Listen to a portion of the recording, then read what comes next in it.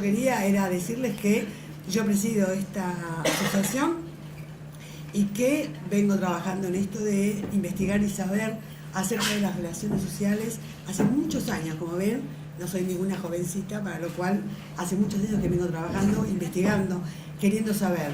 Respuestas concretas no hemos encontrado demasiadas, porque sí nos abocamos a saber, a entender y a seguir investigando. Cada vez que hemos caminado hemos encontrado nuevos obstáculos que hemos tenido que vencer, y todo el tiempo hemos tenido que poner mucho de nosotras, salir de muchos esquemas para poder empezar a encontrar algunas respuestas que nos permitieran ayudar a la gente que nos venía a acompañar.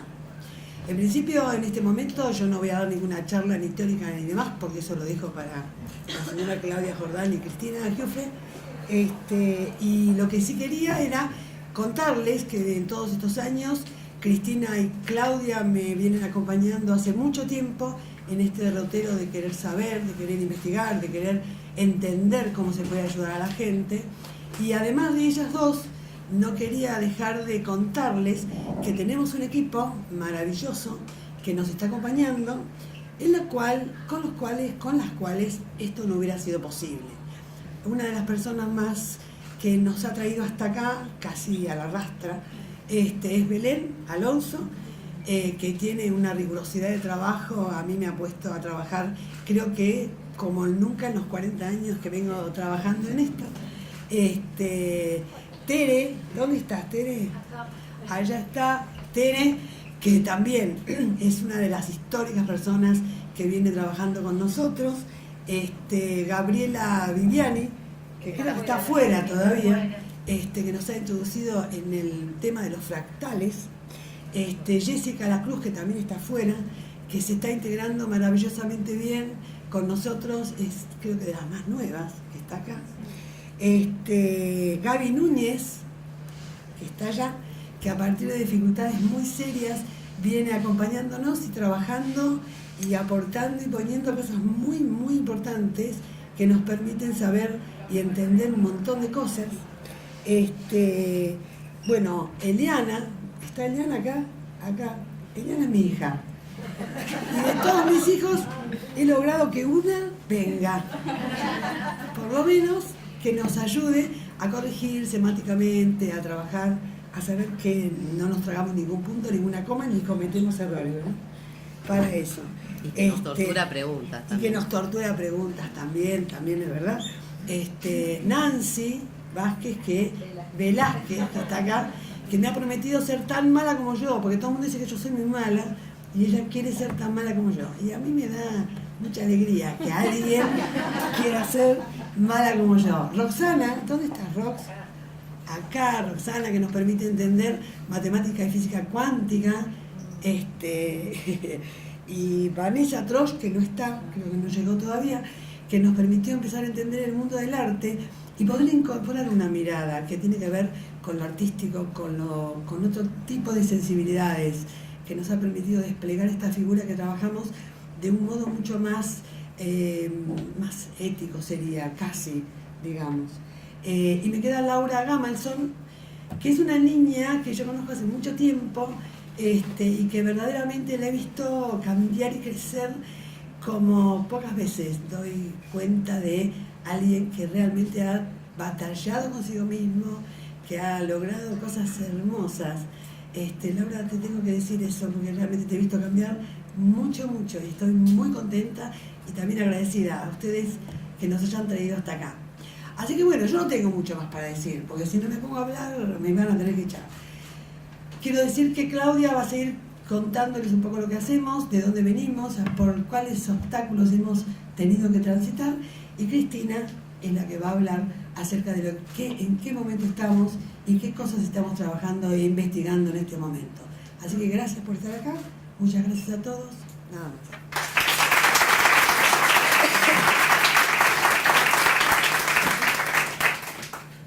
Bueno, como siempre hay que estar preparado a la incertidumbre del entorno.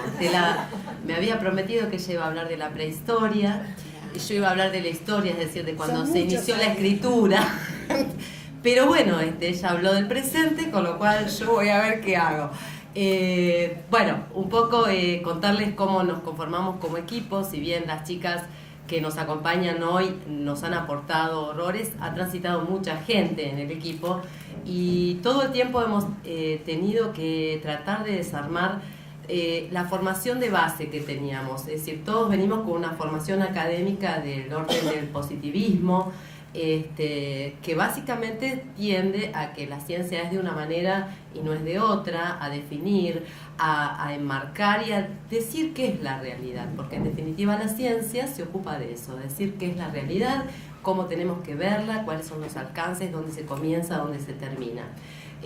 Todos que hemos tenido una formación de base académica o no académica, porque también en el primer grado, segundo grado se enseña desde un lugar determinado, vamos aprendiendo esto, lo que nos definen como realidad. Poder empezar a pensar que la realidad es otra cosa es desarmar el saber de toda una vida. Todos arrancamos con nuestros padres que nos van diciendo qué es lo bueno, qué es lo malo, qué es lo que corresponde, lo que no corresponde. A mí me gusta usar mucho la frase de Serrat, con la leche templada y en cada canción. Es decir, que ni siquiera nos enteramos de lo que nos están diciendo ni de lo que nos están definiendo. Pero de alguna manera esto es lo que nos permite saber qué es lo que tenemos que ver y qué es lo que no tenemos que ver. Qué es lo que va a quedar visible para ser estudiado, analizado, etcétera, y qué es de lo que no se va a hablar ni se va a saber nunca, porque son cosas de las cuales uno no tiene que ocuparse. A eso nosotros le llamamos el sistema de creencia, por un lado, y después lo voy a explicar un poquito más, las condiciones de producción, por otro. Esto es lo que nosotros vamos creciendo y vamos definiéndonos a nosotros mismos y definiendo las cosas de una manera determinada, que es como nos enseñaron, pero terminamos creyendo que eso que nos enseñaron es lo que somos y que eso que nos enseñaron es lo que es la realidad, cuando la realidad en definitiva desborda todo el tiempo la posibilidad de ser asida o definida, es decir, siempre hay otros aspectos de la realidad que uno tiene que conocer y siempre hay otros modos de verla.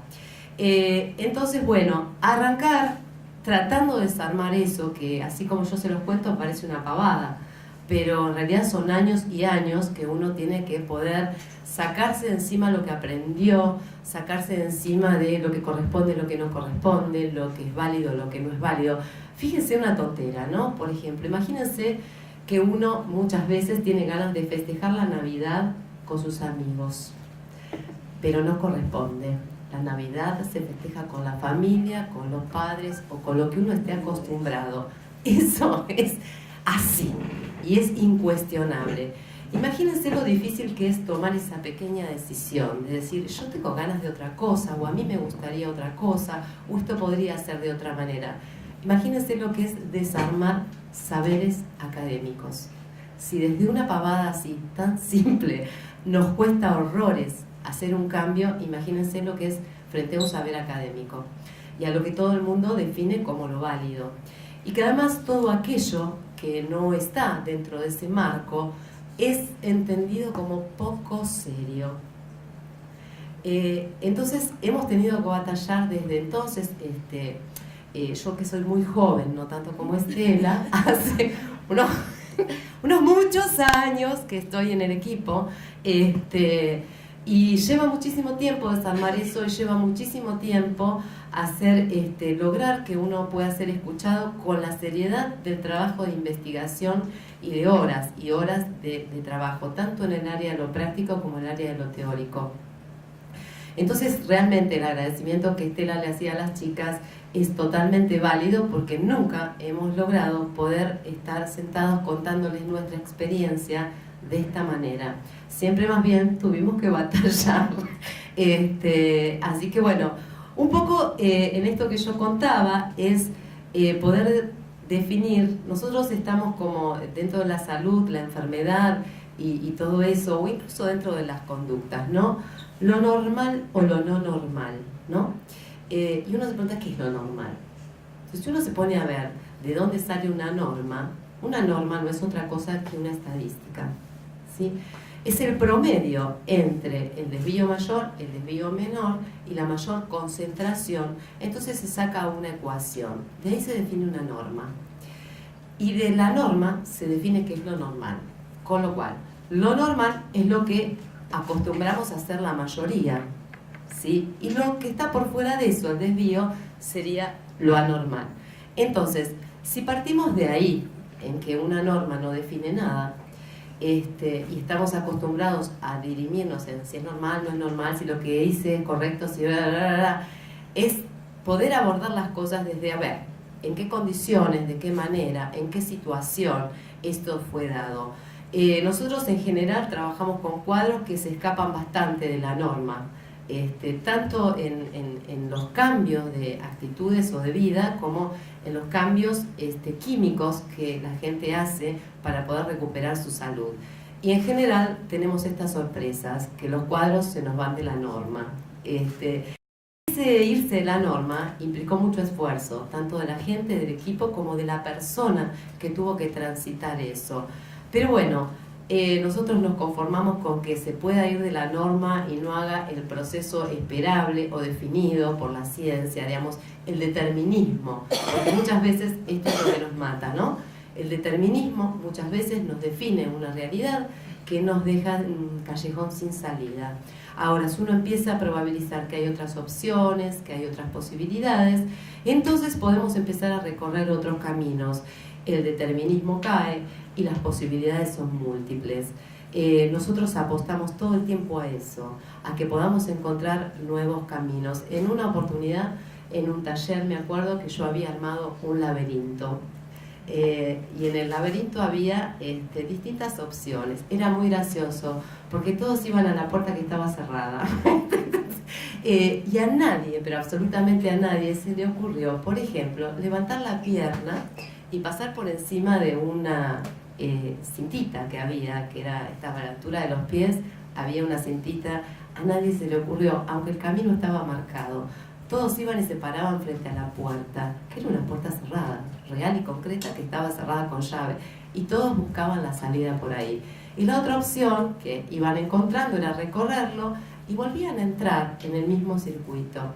Este ejemplo que les estoy dando, que es gracioso, pero que en definitiva es como vivimos. Todo el tiempo estamos buscando salidas, y lo loco es que las salidas las buscamos donde están las puertas cerradas. O buscamos una salida absolutamente tramposa que nos vuelve a reintroducir en el ingreso del camino, y así estamos como en la calecita. Muchas veces creyendo que hacemos cosas distintas, pero haciendo más de lo mismo, con otros nombres, otros colores. La idea es realmente poder empezar a encontrar salidas genuinas, que es poder quebrar con todos esos esquemas desde los que venimos armados. Y les decía, armados desde la cuna, en que las cosas deben ser de una manera. Yo veo muchas caras conocidas que me miran y me hacen gestos. No sé, estoy muy complicada, chicos. A ver, ¿me vienen siguiendo? Bueno, perfecto. Esperen que yo me hice un machete para no dejar nada afuera. Qué vergüenza. Qué vergüenza. Eso es peor. Bueno. Mucho más fuerte. Es como aburrido. Es largo. El mío es tipo minguito, chicos, voy a ser sincera. Bueno, una de las cosas que tuvimos que transitar para poder salir del esquema, nosotras todas venimos de la formación de la UBA, de la Facultad de Psicología, por lo menos nosotras tres. Por suerte después hemos incluido gente de otras áreas que nos permitió despejar un poco. Igual ya nosotros veníamos con cierto grado de preguntas. Lo primero fue tener que desarmar el tema de que el discurso es esto, y que habla de mí, y que habla de mi interioridad, y que si yo logro entender el modelo de discurso susuriano invertido, entonces voy a poder resolver la situación. Para nosotros la salida estaba en la acción y no en la palabra. Esto nos llevó a leer y a interlocutar con muchos autores. En aquel entonces uno de ellos fue Wittgenstein, que nos empezó a introducir en esto de que el lenguaje es acción, y que el lenguaje lo importante es el uso que se hace con los otros en la situación, que a partir de ahí se arman juegos de lenguaje, que los juegos de lenguaje dan juegos sociales, ya sea juegos de poder, alianzas, exclusiones, y que ese es el verdadero peso del discurso, más que el discurso intrapsíquico. Desarmar eso, les repito, para nosotros que veníamos de la formación de la UBA fue bastante fuerte. Esto nos introdujo en el camino de la acción, y la acción nos fue llevando y nos fue mostrando que en verdad lo primero que uno tiene que hacer es cambiar las acciones. Luego empieza a entender y luego empieza a ver de otra manera. Esto es cambiar el modo de ver. Una vez que uno logra eso, entonces la realidad es otra cosa, porque uno entiende que es partícipe de la construcción de la realidad y que la realidad es la definición que uno mismo hace de las cosas y no una realidad que se me impone ya definida por un determinismo que me es extraño. Yo estoy toda torcida así, me voy a acomodar el micrófono. Yo para sacarte protagonismo, nada más que para eso. Entonces, no sé, me perdí. El determinismo. Me sacás de El determinismo. Estaba hablando del determinismo. Bueno, esta es una de las cosas más fuertes con las que tenemos que bregar todo el tiempo, porque en realidad luchamos contra el determinismo científico, luchamos contra el determinismo familiar, luchamos contra el determinismo de la célula misma y contra la genética.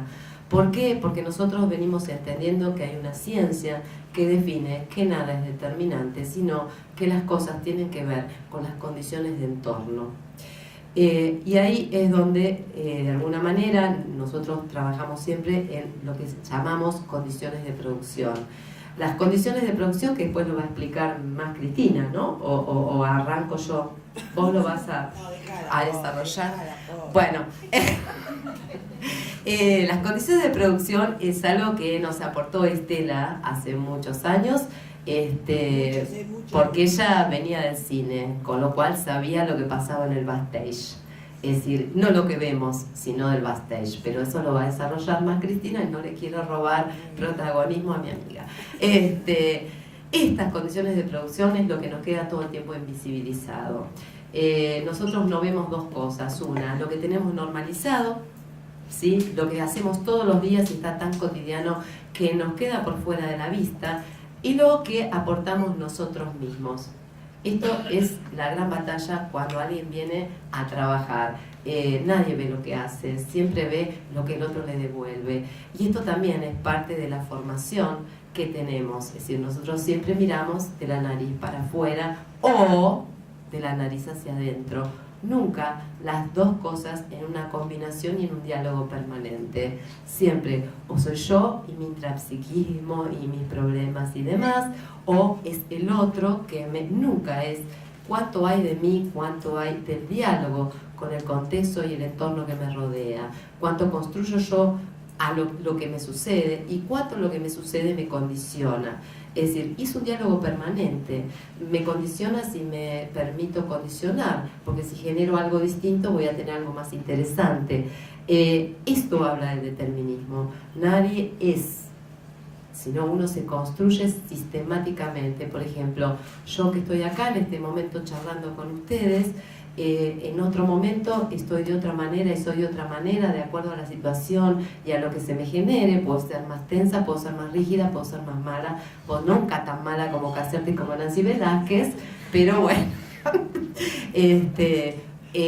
todo el tiempo vamos dando respuestas a los entornos y también vamos tratando de acomodar esos entornos para que se nos vuelvan a menos agradables y disfrutables, en definitiva, ¿no? Transitables. Pero si uno no transita y está todo el tiempo parado en uno mismo y en sus dificultades, también es cierto que no termina de armar este tipo de diálogos. ¿Cómo voy, Nancy, con el tiempo? ¿Bien puedo seguir hablando? Si no, me reta, porque ella es mal. ¿Qué más tenemos? A ver. Bueno, y acá lo interesante es lo que nosotros llamamos contexto. Hoy por hoy se está hablando mucho de los ambientes y de las... ¿cómo es lo que la palabra? Entornos. Los entornos. pero más que nada está puesto en como si el entorno fuese ajeno a uno, y el medio ambiente que nos atraviesa. Para nosotros el contexto es otra cosa, porque en realidad es el punto del diálogo entre nosotros y lo que nos rodea. Es decir, no es ajeno a nosotros, ni nosotros somos ajenos. Por eso no hablamos de medio ambiente, por eso no hablamos de estructuras, sino que hablamos de espacios sociales. Y en los espacios sociales estamos incluidos siempre, somos parte de esos espacios, tanto de lo agradable como de lo desagradable de un espacio. Somos partícipes activos, aun cuando nos excluimos. Es decir, ¿por qué digo nos excluimos? Porque los ambientes no nos excluyen, somos nosotros los que decidimos en parte no formar parte de un ambiente, porque se nos vuelve hostil, porque se nos vuelve adverso, y en general eso tiene que ver con que se nos vuelve desconocido. En general lo desconocido se nos vuelve hostil y adverso. En cambio, si uno empieza a tomarse la tarea de conocer, de saber, de estar, de transitar, esto empieza a tener un grado de accesibilidad mayor para nosotros. Entonces también muchas de las cosas que se nos vuelven imposibles es porque no tenemos por ahí la paciencia de ocuparnos de conocer, de saber, de entender, de transitar o de dialogar y de comprender por qué esto funciona de esa manera y no como a mí me gustaría, porque en general lo adverso es aquello que no funciona como a mí me gustaría o como yo estoy acostumbrado. Por eso, cuanto mayor complejidad tengamos en la cantidad de espacios, en la cantidad de vínculos, gracias por soplarme, ya me soplo, me copio, un desastre lo mío. La cantidad de vínculos, vamos a aprender muchas más cosas para dar respuestas. Nosotros, yo siempre digo, al nacer tenemos un abanico innumerable de respuestas potenciales para dar, pero nos vamos quedando con aquellas que se nos aplauden o nos dan un resultado en función de lo que yo quiero. Es decir, si yo aprendí a que para pedir algo lloro, pataleo, me angustio y hago un drama, y frente a esto obtengo como niño una respuesta positiva en función de lo que quiero, es lo que voy a decir, esta es una respuesta exitosa, pero esta es reposta. Entonces voy a ir al colegio y voy a hacer lo mismo, voy a ir a la facultad y voy a hacer lo mismo, voy a ir al trabajo y voy a hacer lo mismo. Lo que sí, siempre voy a ser un pobre incomprendido que hasta que las cosas me llegan, sufrí mucho.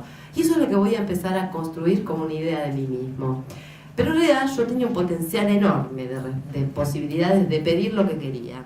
Podía ser simpático, podía ser agradable, podía mover la cola como los perros, podía hacer un montón de cosas. Sin embargo, esa fue una respuesta exitosa. Y yo entendí que esa era una respuesta exitosa y la hice hoy, mañana, pasado. Y dentro de 20 años, cuando esto ya está fuera del tiempo-espacio posible, pero es la única respuesta que yo aprendí a dar, o es la única manera que aprendí a pedir o a reclamar. Esto nos va limitando. Nos va limitando en todo nuestro potencial. Entonces, de esas respuestas exitosas vamos a tomar 4 o 5, que son las que fuimos aprendiendo y que nos fueron dando resultado, y las vamos a llevar adelante. Y eso es lo que a la larga decimos, pero esto soy yo, esta es mi personalidad. Le echamos la culpa a Leo, Sagitario, Escorpio o al de turno, o al cuadro de turno, pero en realidad es lo que aprendimos. Entonces, si aprendimos y nos limitamos por haber aprendido, también podemos desaprender y empezar a complejizar nuestra capacidad de respuestas y de preguntas. En ese camino es donde nosotros venimos trabajando. Lo hemos hecho en lo personal, lo hemos hecho en lo profesional y lo hacemos cotidianamente, aún hoy. Cuando Estela decía, bueno, muchas respuestas no hemos tenido muchas respuestas, pero no nos hemos conformado. Entonces hemos seguido haciéndonos preguntas y hemos seguido investigando. Es decir, hemos tenido momentos de respuesta, pero no hemos creído que esas respuestas eran los laureles. Entonces seguimos preguntando, seguimos adelante con esto no me cierra, y acá me quedo en ir cubriendo todos los aspectos posibles. De esta manera es como de alguna manera nos vamos construyendo, pero terminamos creyendo que es lo que somos. Y hay una diferencia entre el ser, del que hablábamos, de la personalidad, de la modalidad, y el ser en construcción permanente con los otros, que es mucho más dinámico, que tiene muchas más posibilidades, que tiene una capacidad de respuesta ante la incertidumbre mucho mayor. ¿Por qué nos asusta la incertidumbre? Porque sabemos 4 respuestas. Si nosotros tendríamos la posibilidad de decir, bueno, sé algunas, las otras voy a ir ensayándolas, no nos asustaría la incertidumbre. Una de las cosas por las que más se consulta hoy en día es la angustia por no saber qué va a pasar, por los estados de desestabilización tan grandes que hay. Y este es uno de los puntos más críticos. Cuando uno tiene una capacidad o un abanico muy amplio de respuestas, no le teme a la incertidumbre, porque sabe que algo va a inventar, sabe que alguna respuesta va a dar y no será la mejor, pero sí va a ser de supervivencia y de crecimiento. Así que bueno, hoy el tema o la charla que nos convoca es un poco hablar de las emociones. Las emociones es un tema álgido, que se los voy a dejar a la licenciada Giuffre. Justamente esto también que creemos que es tan propio y tan del momento, también es una construcción absolutamente literaria e histórica.